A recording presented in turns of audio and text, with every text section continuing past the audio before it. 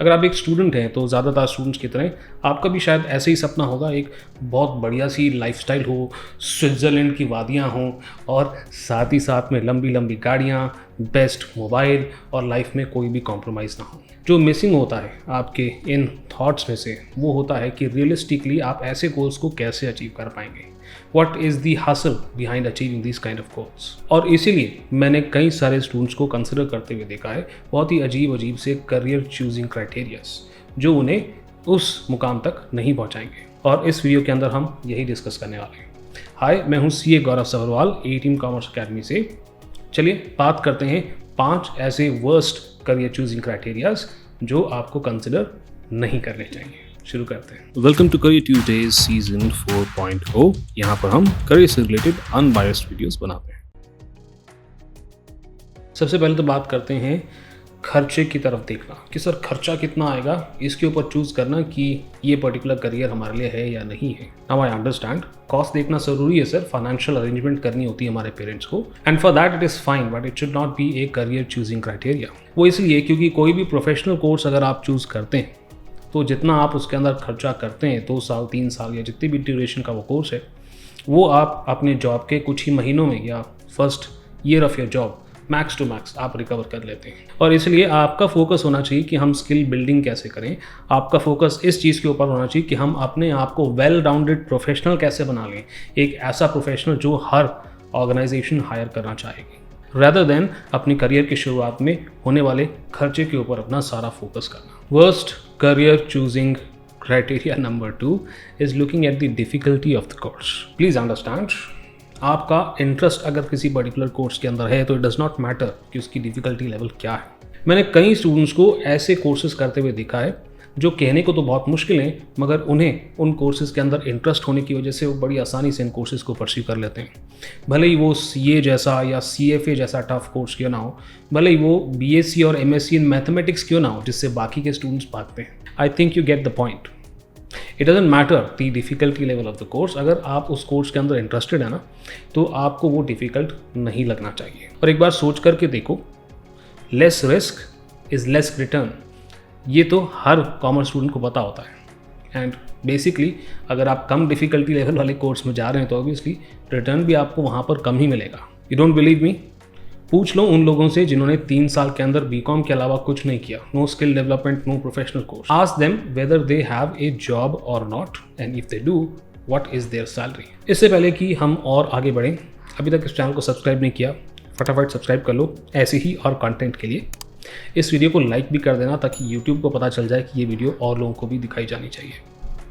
फिलहाल के लिए आगे बढ़ते हैं। Worst criteria number 3, trying to be 100% sure about a course which is practically not possible, believe me।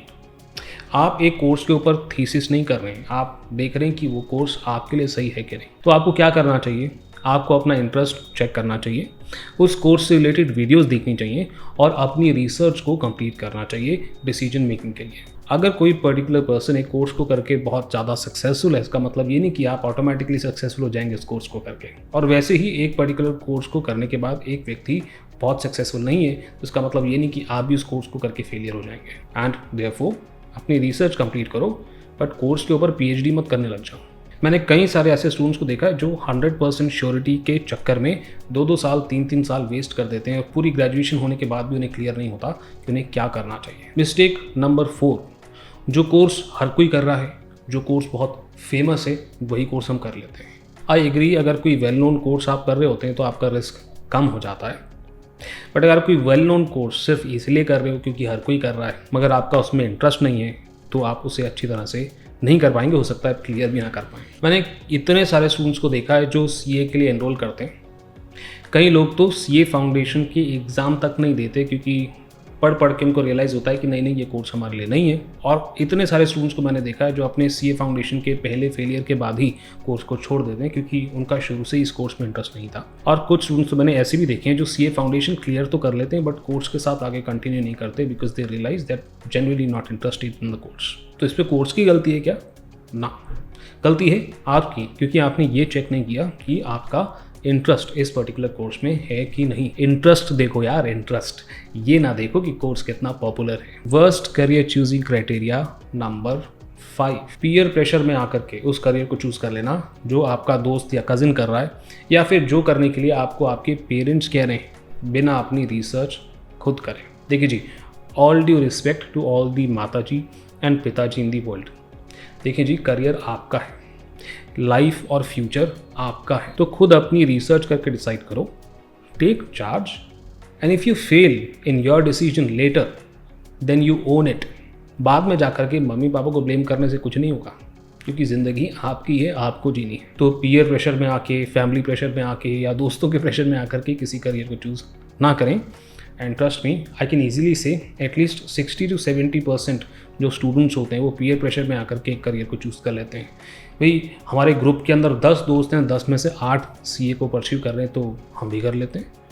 ये नहीं होना चाहिए। अगर आप अभी तक इन 5 में से किसी भी क्राइटेरिया को पकड़ करके चल रहे थे अपने करियर को चूज़ करने के लिए, तो I would recommend that you research and you check your interest and then you go for the career that you want to go for। Comment section के अंदर मुझे ये भी बता दें 5 ऐसे करियर चूजिंग क्राइटेरियाज जो आपको कंसिडर करने चाहिए in order to choose a particular career. मैं उसके बारे में वीडियो बना दूंगा। ऑब्वियसली इसके अलावा करियर चूजिंग में आपको कुछ भी दिक्कतें आ रही हैं, कमेंट सेक्शन तो है ही, पूछना शुरू कर दें। अभी के लिए इतना ही, मिलता हूँ मैं आपसे अगले वीडियो में।